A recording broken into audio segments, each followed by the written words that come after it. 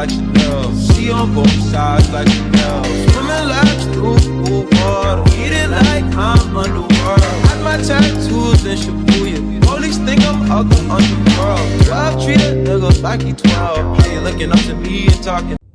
Hey guys, welcome back to my channel, and today we're going to be reacting to MJV Animations 5 True Animated Horror Stories.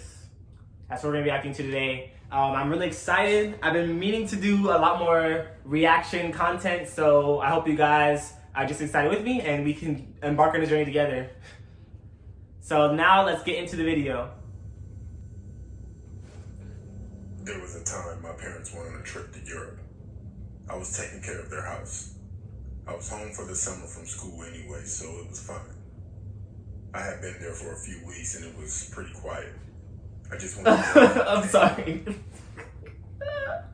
I'm sorry, but I'm okay. I'm gonna let the content play, but like, I'm sorry. It's just like, I was trying to like let the story like build and stuff, but like, it's just the toes, like they just really like, I'm sorry. Had some time with my friend, enjoying the house to ourselves and whatnot. But one night, I was just laying there watching TV when I heard this really weird, low whistling sound coming from the window that was behind the couch. It struck me as sort of odd, and I just shrugged it off. But then it happened again. It totally sounded like it was a person standing up against the window whistling. I looked out the window and I was... Don't look out the window. What's wrong with you? So I figured I should go check it out. If it was something like the wind on the siding, I should probably fix it because that would get annoying. So I walked out into the backyard. The backyard of my parents' house is really, really pretty. It's sparse, but sort of forest that leads to a road on the other side. So I looked at the house and didn't see anything. But then I heard the sound again. Go back inside the house. Go back inside the house. I was pretty creeped out at this point, and of course I couldn't see anything in the woods. So I hurried back through the door and I locked it behind me. I never really heard that sound again for the next few days. Until one night, I was asleep in my room, and I could have sworn I was awakened by the whistling sound against my second floor window. I listened hard, and it was dead silent. So I decided I should go ahead and look out the window. I did that whole thing where I crept super slowly towards it and just sort of peeked through it. Outside my window, there was a man just standing there. I was really sleepy. I can't know how much of this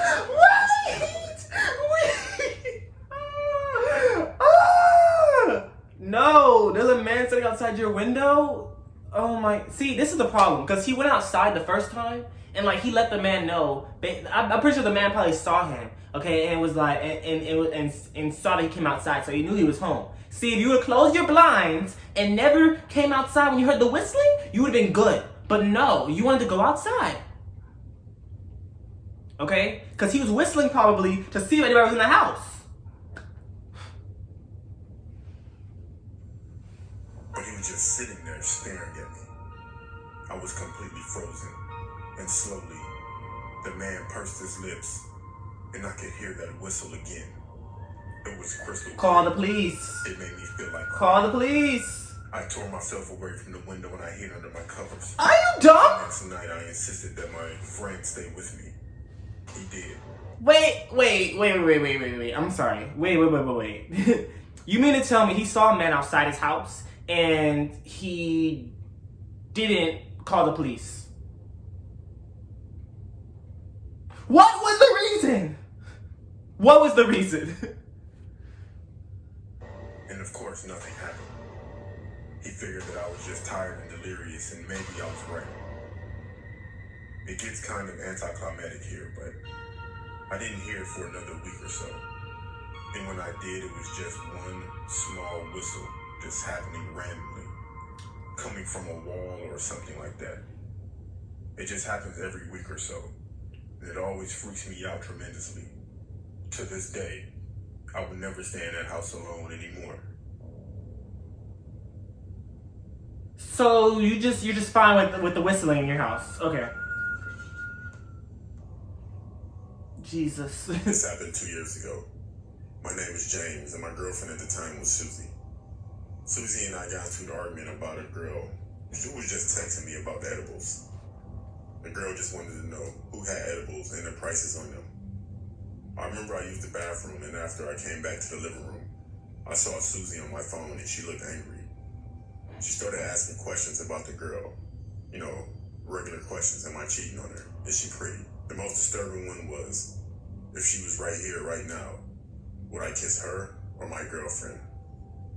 That was the PG version of what she really asked. I told her she texted me about edibles, and besides that, the girl doesn't even like guys. But I don't think my girlfriend knew that. So we continued to argue for about 20 minutes. I started to say this is stupid, and I remember looking at the clock and it was 11 p.m. Since she was staying over that night, I told her we should just stop fighting and try to get some sleep or watch a movie. We agreed and turned on a movie. We were watching Don't Be a Menace in South Central while drinking a juice in the hood. As we were watching the movie, I noticed she was on her phone typing fast and just really involved in her phone. Every time I leaned in a little closer to see what was going on, she would always move her phone away and just give me a cold shoulder. We continued watching the movie until I heard somebody at my door. I said, I wonder who that could be at this time. Again, I looked at the clock, and now it was 1 a.m. Oh, she set you up. She set you My mom up. was in her room sleep, but after she heard the doorbell, she woke up asking who that was. I told her I didn't know, but I was going to find out. So as I started going to the door, I heard whispering from my girlfriend, like she was on the phone or something. I didn't really pay attention to it, so I finally got to the door and I looked through the peephole. I was met with some tall dude, wearing mostly all black. She set you up. The door, and I asked him, what do you want? He replies with, I'm just here to drop off a package. And I was thinking, who delivers a package at 1 a.m? So I told him to leave, and he could come back some other time to deliver the package. He said no, in a deep, commanding voice. You could have dropped the package off at my door. My ex-girlfriend Susie comes walking towards me with a grin on her face. She says to me, so you're really not going to tell me who that girl was texting you? I explained that she wasn't anybody, and I didn't know her like that. And this is the wrong time to be asking me a question like that when there's somebody at the door I didn't know. Exactly. To this day, what she said still gives me the chills, just thinking about it. She said, the guy at the door, he's here to get rid of you. At first, I gave out a nervous laugh and said, that's not funny. She said, yeah, it is. Well, at least for me it is. As this was going on, the guy at the door kept messing with the door handle, trying to get in. So I was leaning up against the door, preventing him to come in. As I looked behind me, Susie was gone. A few seconds later, she comes back with a knife and said, either he's going to get you or I will. I started flipping out. What's wrong with you? I can't die right here. Just in that moment, I heard a commanding voice. It's never that deep. Away from the door or we'll shoot. I thought to myself, what the fuck? So I swung open the door, and there was the police. One of the police officers told Susie to drop the knife because when I took my eyes off of her and I opened the door, she was right behind me, like literally right behind me.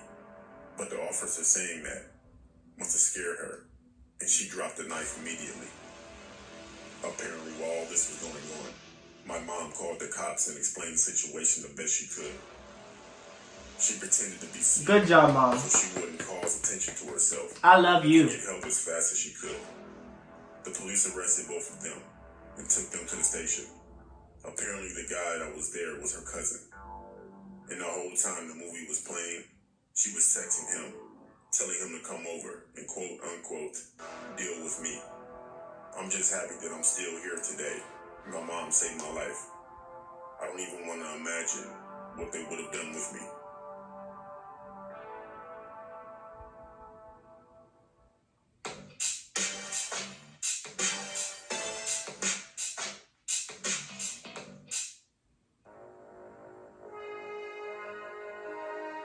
My name is Kevin. Alright, y'all. So with that whole situation, before we get into this other one, with that whole situation, that was crazy. Like, over a text? You gonna send to your cousin, deal with me? What? There was no reason.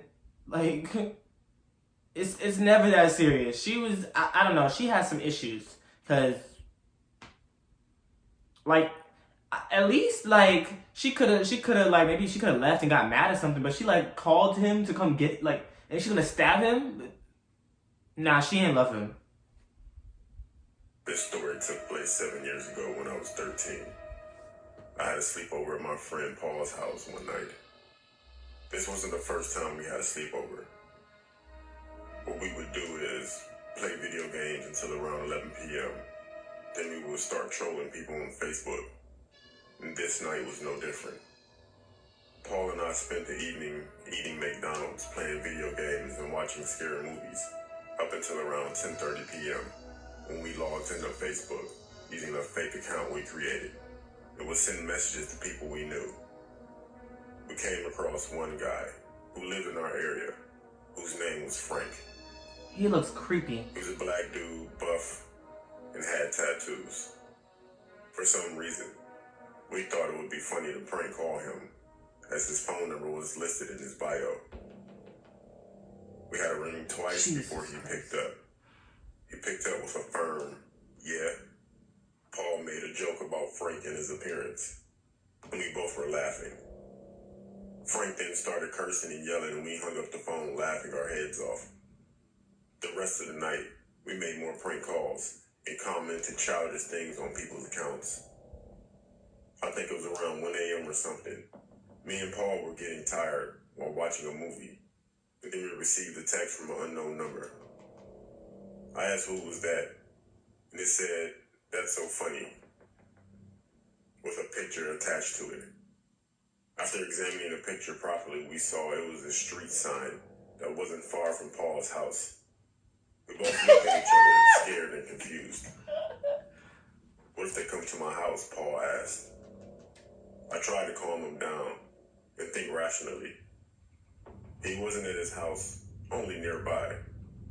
Maybe he is only guessing where we are to freak us out a bit. We carried on watching the movie, hoping the phone wouldn't go off again. About 10 minutes later, however, we received another text without a picture this time, and it read, "Look outside." Me and Paul froze in fear. I remember being so afraid to even move. The lights were off, so you couldn't see us from outside. So I got the courage to take a sneaky look through the blinds. I couldn't see anyone, not even a car. After scanning the street properly, I said, "Paul, there's no one out there." He checked as well. He's in the I house. told him it was probably just a text to scare Nah, us. he's in the house. He He's doesn't in the know where house. our house is exactly, like I said earlier. It didn't leave our minds, but we started to calm down a bit. Plus, we didn't receive a text message for a while now. And about an hour later, me and Paul went downstairs to make some noodles. As we were cooking, we get a phone call from an unknown number. Of course, it had to be that guy who had been texting us. I said, "Don't answer." The phone stopped ringing. Paul then texted the number saying, "I'm sorry if we upset you, but it was just a prank." The next thing that happened was the scariest thing I've ever experienced. A phone lit up just outside the kitchen window from the backyard, and a very large man was standing there looking at us. It was Frank. He looked so angry and held up a large knife and made a huge scratch into the window to where our necks were. We jumped out of our skin, screamed, and ran upstairs to Paul's parents. We told them there was a man outside. They came down and checked the backyard, and Frank was gone. We didn't tell the whole truth as we were afraid of getting in trouble. I don't think we slept the whole night. We still had sleepovers at Paul's house, but we never pranked or trolled anyone again. We also didn't hear anything from Frank, but we didn't need to. We got the message.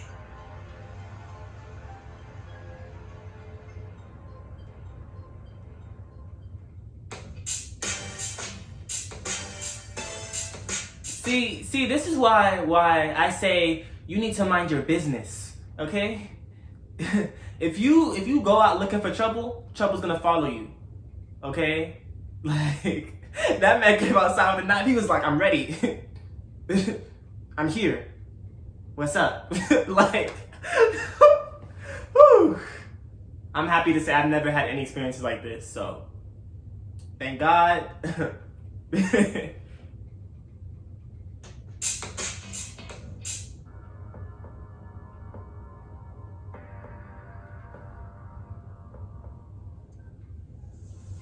One night, while walking home, it started raining. Just what I needed. I thought to myself. I had no umbrella and I was in the middle of a road that crosses a forest. With no place to cover, I decided to keep walking and wait for a car to pass, and maybe hitchhike. Around 10 minutes later, I started listening to a car approaching from behind. I looked back and the car stopped by my side. You need a ride, son? I told him yes, please, because there's no way I was going to keep walking in this rain. This guy looked like an old man. He was skinny, with a wrinkly face. He didn't look dangerous at all. He actually seemed nice. We did some small talk until I was reaching my destination. I told the guy to drop me here and I could walk the rest. The rain had stopped by now. The guy said nothing, so I repeated again. You can drop me here. He says, no, not yet. You're not ready. What? I thought to myself, I'm not ready for what? I was getting nervous, so I tried one more time. Please, sir, let me out here. He looks at me with his eyes wide open. Now I can see his face. The guy looked old and his face was wrinkled with sharp teeth, and I said no. I felt sick and I thought I was gonna throw up. I was stuck there with that guy. I thought my only way out would be to open the door. I tried opening the door, but it was locked and I am in full panic by now. I feel a weakness going through my body as I feel myself pass out. Finally, my eyes close and everything goes black. I woke up in the bed. I look around and it looks like a shack. The place looks trash and smells terrible. At the side of the bed, I see some basic medical equipment. I listen to footsteps outside near the door. Without having a lot of time, I pretend I am still knocked out and I wait. I don't keep my eyes shut. I leave a small opening. I wanted to see who was coming. The door opens. I see someone. I keep opening and closing my eyes very little to make sure he doesn't see I'm watching him. He reaches my side of the bed. He turns to the other side and starts picking up the medical tools. What is he going to do to me, I thought. With very little time to make a decision, I needed to do something quick or God knows what will happen. I gained courage and I slowly get up. I started running to the door. While I was reaching to the door, I took a glimpse on the right and there was an open door. Inside is an image that I would never forget. I saw a body of some random person and I wanted to throw up, but right now, I needed to escape. I opened the door and I ran through the woods. It was very dark. I couldn't see where I was going, but I didn't care. I just needed to be far away from that place. Finally, I arrived at the main road and I kept running. I found an open diner. I went inside and used their phone to call the cops. I gave the police a report of what happened. Then they took me safely home. A few months later, I saw on TV that the fugitive from an asylum was caught. He was living in a cabin in the woods. It was the same guy that kidnapped me. Suddenly, I had the same feeling from that night. But at least the guy had been caught. Never again in my life have I hitchhiked.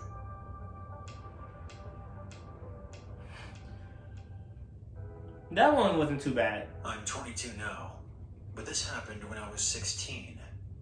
At the time, I lived in Staten Island, New York. For a little background, I'm a female, and at the time, Wait. I was 120 pounds soaking wet. I'm sorry. I like how they had to specify that it was a female, because I'm listening and I'm like, I hear this grown man reading this, okay? Like, that was funny. With a height of 5'6", I thought I was invincible. I never imagined anything like this would have ever happened to me. It was March 17th of 2013, around 10:30 p.m. I was leaving my boyfriend's house. He walked me to the local bus stop as he always did. We joked and laughed while we waited for my bus to show up. Because it was kind of late, there weren't many cars on the street. I happened to notice a black SUV parked across the road. I didn't think much of it at the time. My bus eventually showed up, and I said goodbye to my boyfriend, and I boarded. I took a seat next to the bus driver. The rest of the bus was completely empty. The driver turned to me once we hit the first red light, and then he asked, "What are you doing out this late?" It was random and a bit creepy. I replied with, "I was just hanging out with my boyfriend." We made small talk, and my initial apprehension was put at ease. The driver then told me that it wasn't exactly safe to be out and about at this hour, and that I should be more careful. I nodded, but as I said before, that was an arrogant 16-year-old who thought she was invincible. As my stop approached, I looked at my phone. The time read 11:30 p.m. It's only 11:30? My phone's battery was down to 5%. Yeah, me thinking it was like "Oh, that's 2 great. p.m., 2 I thought to a.m. myself as I exited the bus and said my goodbyes to the driver. He told me to stay safe, and I gave him another nod as the door folded back shut. For some reason, I just stood there and watched the bus make its way down the street until its taillights were well out of sight. As I stood there at the empty stop, a sensation of what I can only describe as impending doom came over me. I made my way to the bench to sit down. The bus that dropped me off near my house was scheduled to arrive at 11:40. Only 10 minutes. As I sat there staring off into space, thinking about some things I had to do when I got home, a black SUV pulls up to the bus stop. The uneasy feeling I had earlier intensified. But I did my best to play it cool. The man rolls down his window and asks me, "Hey, excuse me, do you know what time the bus is supposed to be here?" He appeared to be a mix between Spanish and Asian, and had a medium build. At this point, I did not make the connection that this may have been the same vehicle I saw just before I boarded the first bus. I figured that he was probably just waiting for somebody, so I replied, "It shouldn't be long." He then asked me how long I had been waiting. It was then that I started to get a little freaked out. This guy was giving me the creeps. But I considered that I might be just overreacting. Perhaps he was just trying to pass the time. But still, I kept my guard up. I answered that I hadn't been waiting long. He then proceeded to try to make more small talk. I was trying to be polite, but I also kept looking at my pitch black phone screen, trying to subtly hint to him that I wasn't. I have done that so many times. Like, just looking at nothing, just looking at the home screen. Oh my god, that is funny. Interested in conversation. It was dark out by this point. The only luminescence was coming from some distant street lights. However, there were also 2 big trees outside the bus stop that were positioned in such a way that they blocked out most of the light. So if this guy tried anything, the dark would have provided decent cover. I nervously clenched my phone, the uncomfortable feeling inside increasing with every passing second. He then told me that he was new to the area and didn't know his way around too well. He claimed that he was in the army and was stationed nearby. He then asked me where the beach was. "It's just down the street." I told him in a very matter-of-fact way, as if to convey, maybe you should go there so I don't have to look at you anymore. It was then that our eyes met. I could see his face very clearly. His eyes were not like any normal human's eyes. It was as if they were looking right through me, staring at me like a hungry fox who just discovered a trapped, defenseless rabbit. He then asked me, "Do you mind if you show me around? What? Get in the car for a little while." I may have been an What? idiot 16-year-old, but I was not an idiot. I knew that if I got in that car, that would be the last time anyone ever heard from me. I was trying my best to show him that I wasn't afraid, so I politely declined while looking down the street for my bus. He then began to beg and plead. It was really kind of pathetic. I told him no once again. He then said something that I will never forget. "Come on, baby. It won't take long. I promise. Baby. At that moment, my blood ran cold, and my stomach felt like it was going to drop right out of my ass. I felt absolutely sick, like I was going to throw up. But I kept my cool, and thankfully my bus was now in sight and coming down the street. A feeling of relief washed over me. I told him no once again, thinking that would be the end of it. He then told me that he would drive me home right afterward. This guy would not give up, and I finally had enough. With all the strength and courage in me, I shouted, "No, leave me the hell alone, you fucking loser!" As my bus pulled up, I heard him say something genuinely terrifying. And I quote, "Fine, bitch, I'll just follow you and see where you live." My heart started to race. My hands broke out in a cold sweat, and my body began to tremble with fear. I quickly got on the bus, and honestly, I don't know why I didn't tell the bus driver. I think I was just in a state of shock, and was hoping that Mr. Jailbait Hunter in the SUV didn't mean what he said, and that he was just pissed off and trying to scare me. When I sat down and looked out of the window, I saw the headlights of the SUV, and they were tailing the bus. I thought I was going to have a mental breakdown. When the bus arrived at my stop, I ran like hell. I reached the front door of my house, which was usually unlocked, but tonight, of all nights, it was locked from top to bottom. I frantically rang the doorbell while going through my bag to find my keys. I then heard someone pull up out front. Without turning around, I knew who it was. Just like in the movies, I dropped the keys as I was trying to put them in the front door. I finally managed to unlock my front door. Call the police. Before turning the handle, I heard a Call the door police. slam shut from behind me. I quickly ran inside and slammed the door shut. In a panic, I explained to my mother and my older brother what happened. My brother ran outside and looked up and down the street. I was shaking. Call the police. Call the police. Terror. My emotions finally got the best of me, and I could no longer hold back my tears. We called the police. Thank you, And Jesus they came and Christ. searched the area. They asked me if I had gotten a tag number, and unfortunately, I had to tell the officers that it was too dark to see. But I did notice a sticker of some sort of bird on the backseat driver's side window. It didn't dawn on me until they left that this had been the same SUV that was across the street when I was with my boyfriend an hour prior. They told me that they checked the army base nearby and the surrounding area, but nobody had seen any vehicle matching the description I gave. All I could think about was what the bus driver had said to me, and the irony of what took place that same night. Years went by, and I didn't think much about this incident after that night. One day, I was scrolling through Facebook when I came across a picture my friend had posted. It was a story of a man who had been following her home from work for the past 3 days, and it was the same guy who I encountered 5 years prior. My heart felt like it was going to leap out of my throat.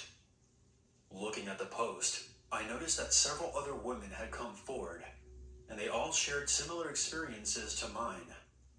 I ended up finding out that he almost kidnapped a 13-year-old girl. She allowed herself to be lured into his car, but once inside, she noticed a roll of duct tape, some rope, a pair of gloves, and a bottle of what turned out to be chloroform on the floorboard. She ended up jumping out of the window while they were stopped at a red light. I don't know all the details, but apparently he got physical with another woman who was pregnant and tried to force her into his car. He got pretty ballsy and started trying to abduct women in broad daylight. The news found out that How do you not get arrested? It was also discovered that he had a wife and 2 daughters who were around 3 and 5. They interviewed his neighbors, and to my surprise, they defended him, saying that all these women were just lying. It's truly unbelievable how stupid people are. 5 separate accounts from 5 different women who have no connection with each other have come forward and shared their experiences. Could you please dislodge your head from your ass and face up to the facts? Anyway, to this day, I have no idea whatever became of him. The last I heard, he was still at large. I hope they caught him, so no other young women have to be subjected to this monster ever again.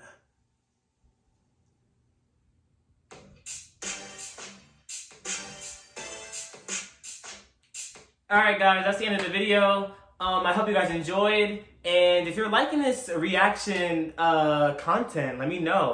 I've really been waiting to do this for a long time. And so I'm just really excited to be putting this out for you guys.